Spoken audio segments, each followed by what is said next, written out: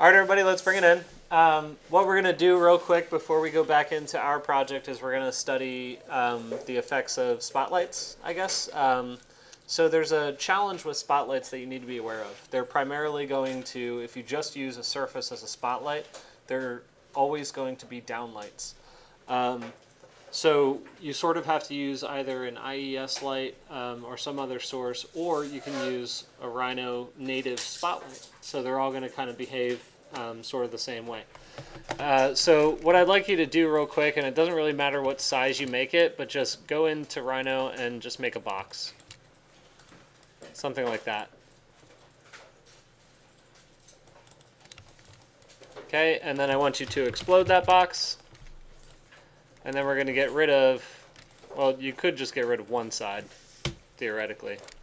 I guess that'll do. So it should look like this.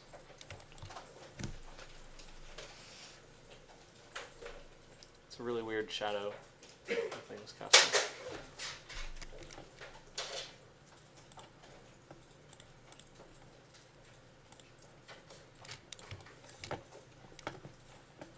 Okay, so that shouldn't take you very long, so I'm going to talk about what we're doing here.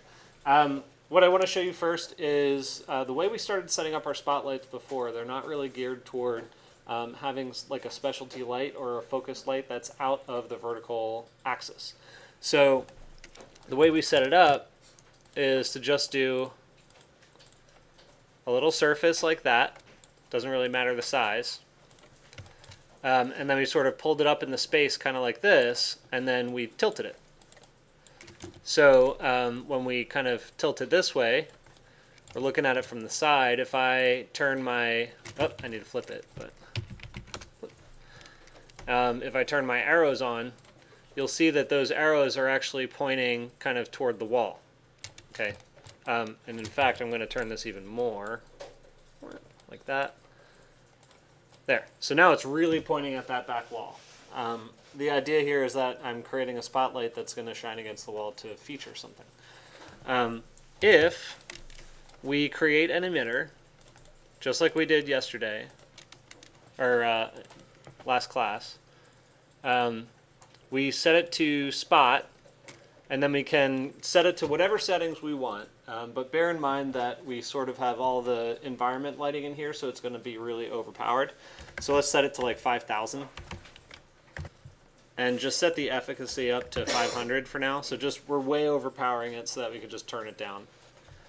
I don't feel like rendering it. So and you could just leave it at the default 4510.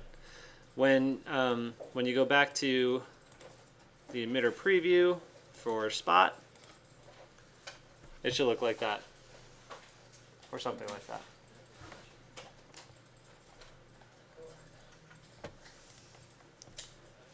Okay, that's really all there is to it. So rather than dealing with layers right now, I'm just going to assign this material to that particular object. So I right click, say assign to selected, and now that material is on that object. So while you guys are all catching up on those couple of things that I did, I'm going to do a quick draft render. So the render settings for this, since we're sort of just doing a draft study, they don't really matter that much, but we do want to have a few things aligned with what we're doing in ours. We want to turn multi-light onto intensity, and then we want to make sure that we're using physical sky. That's it, and then go for your draft render.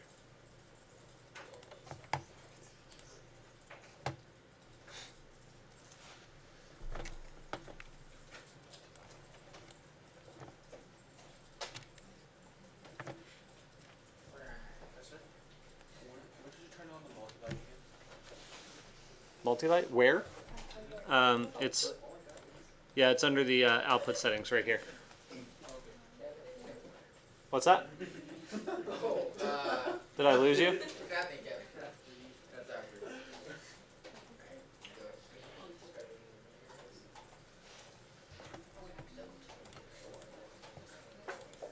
Okay, so it doesn't really take much for you to be able to see what's going wrong with it. Notice how, oh, we have too much light in here.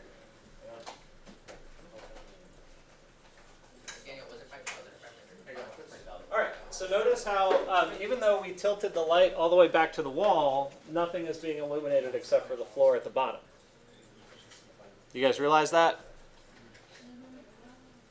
Yeah. Wait, Yeah, say we that. see that. Say that again. See how the floor down here is the only thing being illuminated by a direct light? It's not a very strong light, but it's a direct light. So that's because the spotlights are always going to go down. So what we do instead, I'm just going to quit that one. What we can do instead is this. We're going to do a spotlight in Rhino, and it doesn't really matter how you want to set it up. I guess I'm just going to go something like that and pull it like that, so it's just a little light, sort of like one of those. And I'll just pull it up to approximately the same location.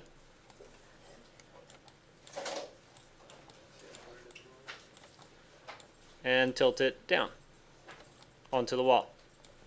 I'll put it somewhere in the middle. Okay, if I get rid of that one and I take that emitter material and I assign it to the spotlight instead, right? The only other thing we need to do is change it to an IES light. So you double click that, you're going to change this to an IES preview, and then you're going to go into your emitter and you're going to switch the type to, or the projection to IES.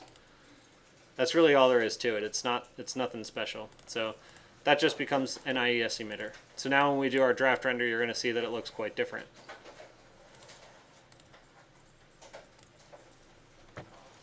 So I'll recap while that's running.